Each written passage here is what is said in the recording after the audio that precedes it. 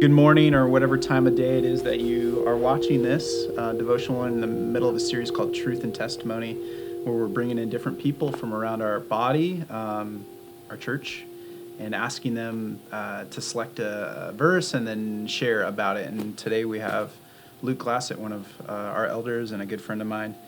Luke's been here we've been trying to figure it out, not exactly at least sure. 11 years. Yeah, about a year before the Philida, then West Side campus opened. His wife Sarah's on staff here, and Sarah and I actually went to high school together, so that's always fun.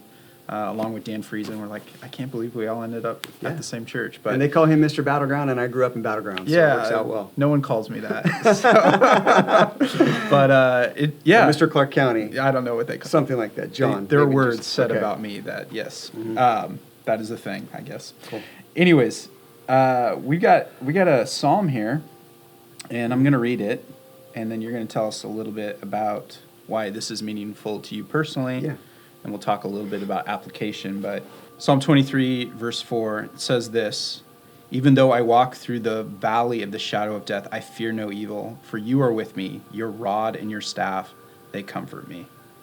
Like I said, well-known scripture, but has been meaningful to the saints for thousands of years. Why this specific verse, and for you personally? Yeah, I think for me, one of the things is that it is so well known. And sometimes when a verse or a chapter of the Bible, in this case Psalm 23 on a whole, is very well known, you might get introduced to it maybe at a younger age, or even before you were a Christian. And in a rap song or something. Yeah. And you hear these words, and they begin to mean something to you, and then over time the meaning might change. And in my case, part of it was understanding the meaning of the verse and of the chapter in its entirety. So but you mind if I start just talking about like why you do you? Okay, so when I was a kid, and I grew up in a small church out in Yakult called Yakult Evangelical Free. Now I think it's the Yakult Community Church. And I remember we had Awanas, and they did this contest where you could memorize, whoever memorized Psalm 23 first, that they would get this bag of candy.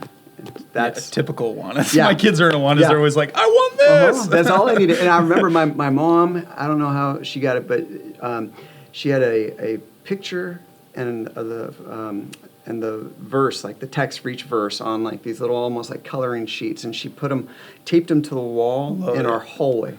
So as I walked down the hallway, every time I walked down the hallway, I had to memorize a verse. And so I started by memorizing verse 1, and then I memorized 1 and 2, and then 1, 2, and 3, and kind of did it that way. And thankfully, to my mom, I went back that next week, and I won the contest. And I the only thing I remember was in the bag of candy was like a huge king-size Butterfinger. Worth it. Yep. It was my favorite candy bar at the time. Was it? Yeah. Mm-hmm. I was like Charleston Chew and Butterfinger, but Butterfinger Blizzard. Oh, they're awesome. My goodness. Yeah, and so like good. the perfect Butterfinger that's just like crumbly. Yeah, you get that big chunk in there occasionally. Yeah. But anyways, so no, thanks to my mom and Awanas, that verse or that chapter had become embedded in my heart and my mind early on in my childhood. And then as my life went on, I began to understand and interact with it differently, which was good. That's cool. That's really cool. So early on, memorizing the scripture. Yeah. What, as you're thinking through application, we're in a unique season as a church, and as I mentioned, you're one of the elders here at Summit View, and have the privilege of leading, and the burden of leading as well. What, in light of this, what would you say to the body in the season that we find ourselves in? Yeah, I think that each of us, if we were to read through that chapter, we would identify with different parts of it. So in order for me to know how to shepherd the body, I need to understand what it is for the Lord to be my shepherd. Yeah. Right? So verse 1, the Lord is my shepherd, I shall not want, right? There are people that will identify with verse 2 or 3 where it talks about he restores my soul. Because there are some people that during this COVID time, they've spent more time with their family. Right. They've rested more, they've exercised more, and they feel restored because maybe their life was so busy, their schedule was so hectic, and then all of a sudden it stopped. Yeah. And for me, it was in the busiest time of my year, in March, when everything just came to a halt. Screeching halt. Yeah, screeching halt. And so it was refreshing to me. If we look at verse 4, and verse 4 talks about the valley of the shadow of death, or I know there's different translations that refer to, I guess in the Hebrew, like the deepest darkness or something like that. But there are some people that's where they are right now. That they feel like they're in this valley of shadow of death because of the financial situation. Maybe they lost their job. Maybe, I think of the parents that have young children that weren't used to their kids being home, and they're trying to interact with that.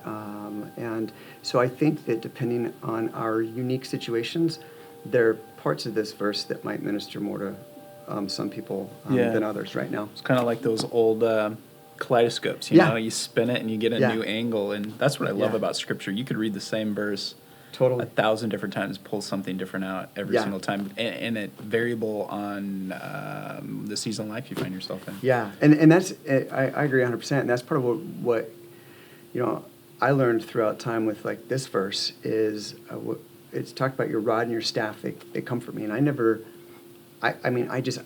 think because I had embedded those words in my heart at such an early age, like that phrase was comforting to me. Right. But it wasn't until I was in my early to mid 20s that I learned that what that meant, like the rod. That the shepherd used the rod to break the legs of the sheep because they would wander, and so that was actually a painful thing. And so, but he would do so that the sheep couldn't wander, that they could be near to the shepherd, and so that he could protect them.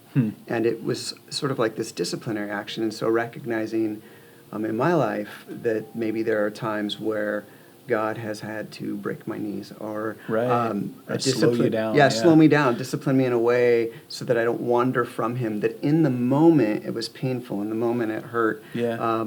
But looking back on it, like, okay, no, this was good. Yeah, God's chastisement was actually for my good. Yeah. And of course in the moment we never see it that way. No, we don't. Or hardly ever. Yeah. So anyways, I hope that was meaningful and of benefit to you guys. Thank you for following along, and God bless you as you go about what you're doing today.